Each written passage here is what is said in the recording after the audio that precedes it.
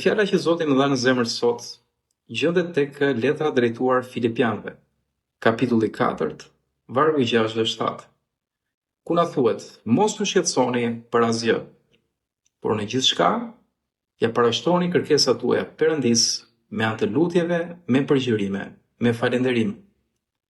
Dhe paqja e Perëndisë, që atë kalon çdo zgjuarësie, do të ngushëllojë mendjet tuaja dhe zemrat tuaja në Krishtin Jezus.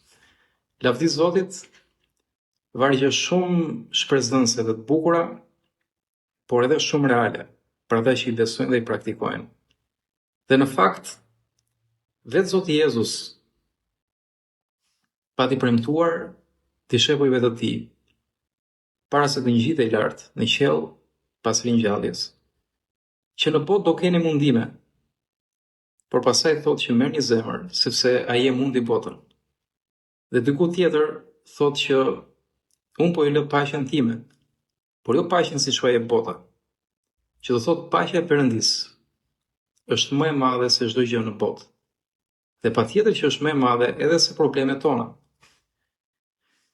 Vetë Zoti duke na thënë këtë gjë, na bën të ditur se në botë, pra në këtë jetë, veç bekimeve të tij, do kemi edhe kohë sfidash. Por çfarë na thot fjala e tij? Na thot mos u shqetësoni për asgjë, pra për as edhe një gjë. Zoti thot mos u shqetësoni. Dhe pastaj shton në çdo gjë ose në gjithçka parashtroja kërkesat Perëndisë. Pra në gjithçka të shkojmë në lutjet e Perëndia. Pra me anë të lutjeve, thot shkrimi, me përgjërime, me falënderime.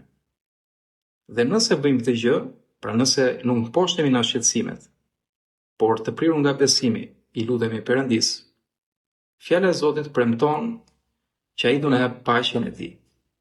Dhe thuhet që kjo paqe ja të kalon çdo zgjuarësie, pra është përtej logjikës njerëzore, është përtej kësaj bote. Është një paqe hyjnore, e cila ngushëllon mendjet tona dhe zemrat tona në Krishtin Jezus.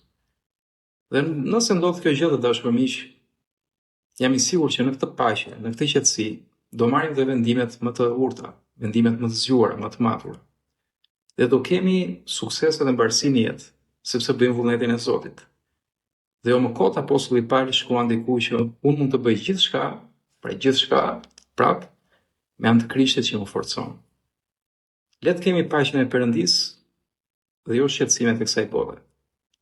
Shqetësimet e kësaj bote mund t'i poshtim që të gjitha me fuqinë e lutjes, sepse Zoti është aty për të na ngritur dhe për të qenë pranë nesh. Le t'ju bekoj kjo fjalë të dashur miq, dhe paqen e Perëndisë. Bekime.